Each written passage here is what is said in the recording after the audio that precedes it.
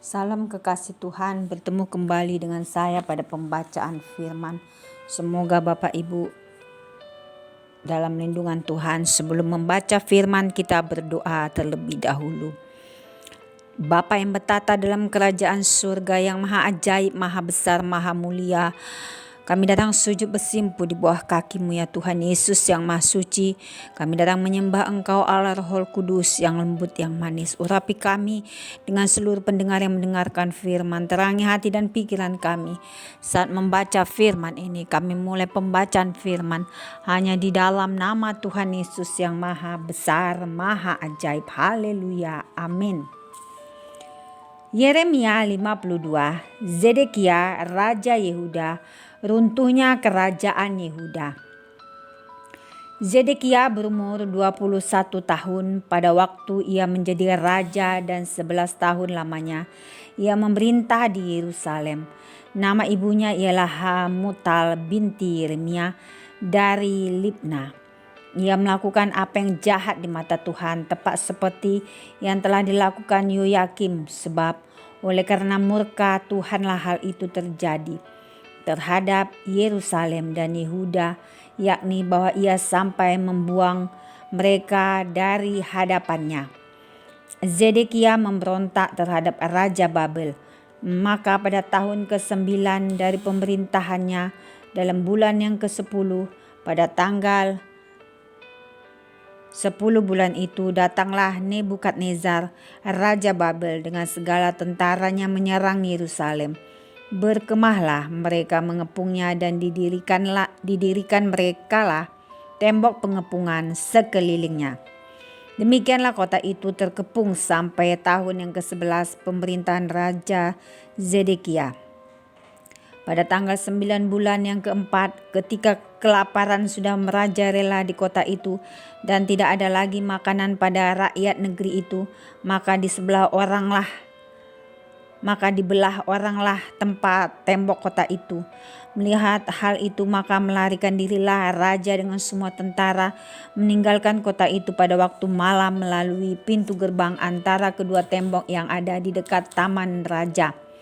Sekalipun orang Kasdim mengepung kota itu, sekeliling mereka lari menuju ke Araba Yordan, tetapi tentara Kasdim itu mengejar raja dari belakang dan mencapai Zedekia di dataran Yeriko.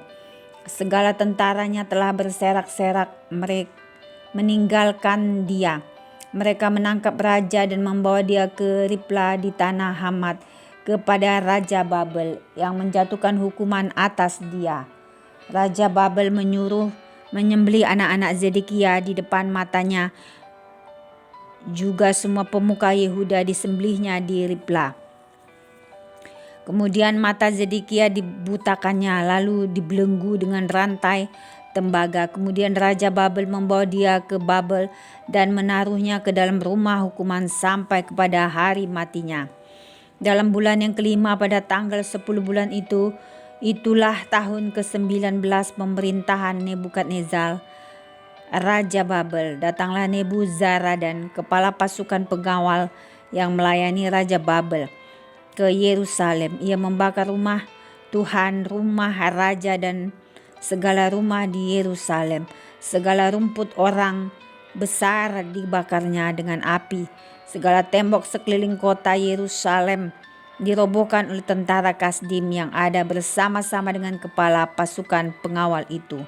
Sebagian dari orang-orang yang paling lemah dan sisa-sisa rakyat yang masih tinggal di kota itu dan pembelot-pembelot yang menyeberang ke pihak Raja Babel dan sisa-sisa para pekerja tangan diangkut ke dalam pembuangan oleh Nebuzaradan, kepala pasukan pengawal itu. Hanya beberapa orang miskin dari negeri itu ditinggalkan oleh Nebuzaradan, kepala pasukan pengawal itu, untuk menjadi tukang kebun anggur dan peladang-peladang, juga tiang-tiang tembaga yang ada di rumah Tuhan, dan kereta penopang dan laut tembaga yang ada di rumah Tuhan dipecahkan oleh orang Kasdim, dan di seluruh tembaganya diangkut mereka ke Babel. Kuali-kuali penyodok-penyodok, pisau-pisau, bokor-bokor penyiraman, dan cawan-cawan dan segala perkakas tembaga yang dipakai untuk menyelenggarakan kebaktian diambil mereka. Juga pasu-pasu perbaraan, bokor-bokor penyiraman, kuali-kuali, kandil-kandil, cawan-cawan, dan piala-piala, baik segala yang dari emas maupun segala yang dari perak diambil oleh kepala pasukan pengawal itu. Adapun kedua tiang laut yang satu itu dan ke-12 lembu tembaga yang ada di bawah kereta penopang yang dibuat oleh Raja Salomo untuk rumah Tuhan, tiada tertimbang tembaga segala perkakas ini. Adapun tiang-tiang itu satu tiang 18 hasta tingginya, dan dapat dililit oleh tali yang 12 hasta panjangnya. Tebalnya 4 jari dan geronggang dari dalam. Di atasnya ada ganja dari tembaga tinggi ganja yang satu itu 5 hasta, dan jala-jala dan buah-buah delima ada di atas ganja itu sekeliling, semuanya dari tembaga. Dan tiang yang kedua seperti itu juga mengenai buah delima. Ada 96 buah delima yang merupakan gambar timbul seluruhnya. Buah-buah delima itu ada 100 pada jala-jala itu berkeliling. Lalu kepala pasukan pengawal itu menangkap seraya imam kepala dan Zefanya, imam tingkat 2, dan ketiga orang penjaga pegawai istana yang diangkat mengepalai prajurit-prajurit dan 7 orang pelayan pribadi raja yang terdapat di kota itu, dan panitera panglima tentara yang mengerahkan rakyat negeri menjadi tentara, dan 60 orang dari rakyat negeri yang terdapat di tengah-tengah kota itu. Nebuzaradan kepala pasukan pengawal menangkap mereka dan membawa mereka kepada Raja Babel di Riblah. Lalu Raja Babel menyuruh membunuh mereka di Riblah di tanah Hamat.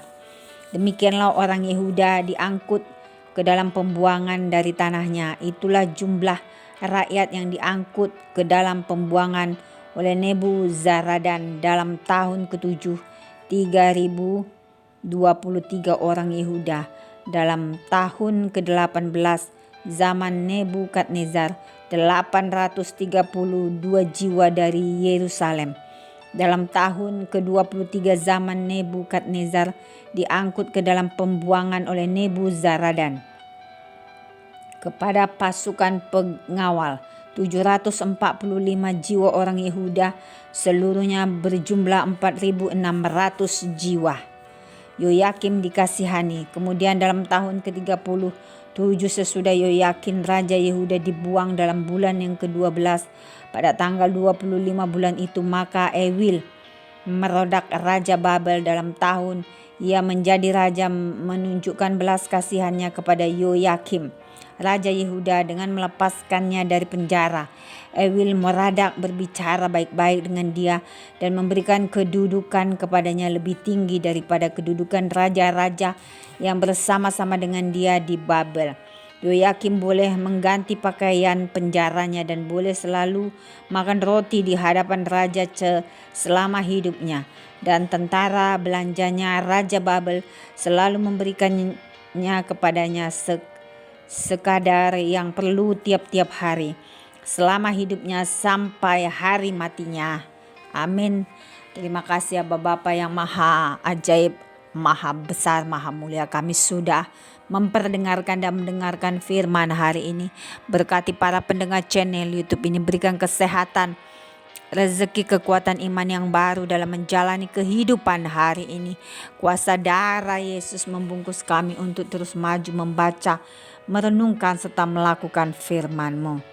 Terima kasih Tuhan bahwa kami terus hidup dalam kekudusan Tuhan, meninggalkan segala dosa-dosa kami Tuhan, dan berlari-lari kami kepada panggilan sorgawi. Terima kasih Tuhan. Immanuel, Allah yang maha dahsyat, El Shaddai, haleluya, amin.